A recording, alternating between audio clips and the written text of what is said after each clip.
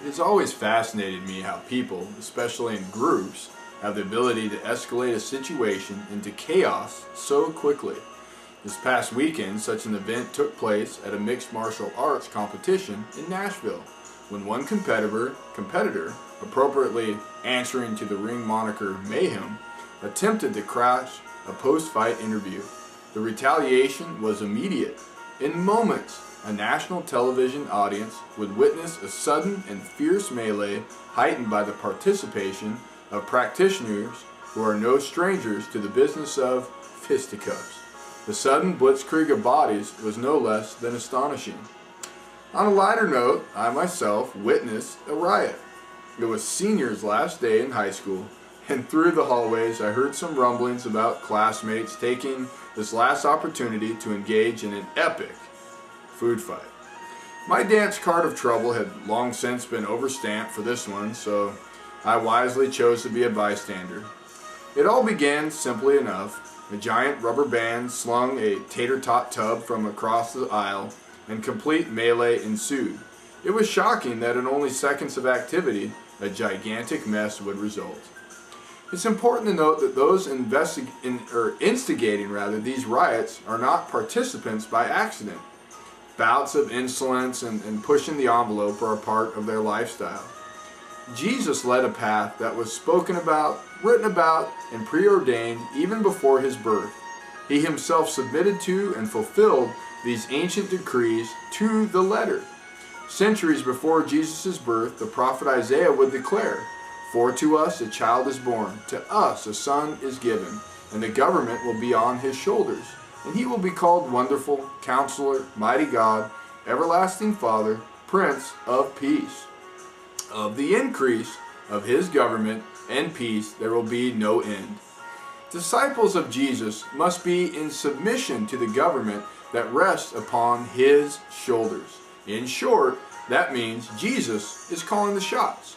So when a negative opportunity for chaos arises, it's not our lust, not our anger, and not our desire in control, but God, his will, and his direction in submitting to his government. Isaiah promises an increase in peace to which there is no end.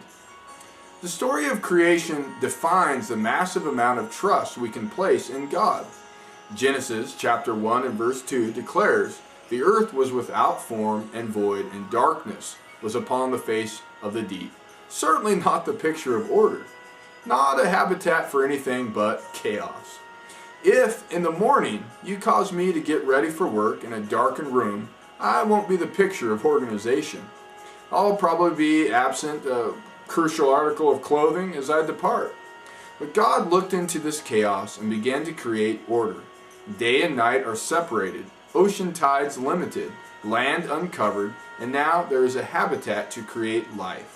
For humanity, he created the institution of marriage that would serve to stabilize families, to give our children a stable environment to nurture their development. God's government provides a firm foundation for every generation. There are long-lasting consequences for moments of error that fan the flames of turmoil. They leave behind a tarnished legacy. And going back to the trash lunchroom on seniors' last day, what legacy did we leave with school staff? Class of '98? What a bunch of jerks.